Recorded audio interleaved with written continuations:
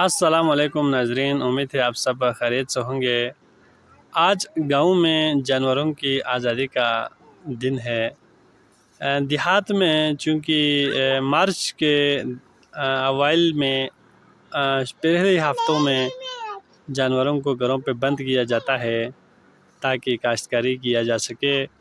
उसके बाद तकरीबन 8 महीने भेड़ बकरियों को, गाय वगैरह को घरों पे ही रखा जाता है। एक खलास बनाया जाता है जिसमें इनको रखा जाता है और घास पानी वगैरह दिया जाता है। तकरीबन 8 महीने बाद इनको बाहर खुली फ़िज़ा में छोड़ दिया जाता है।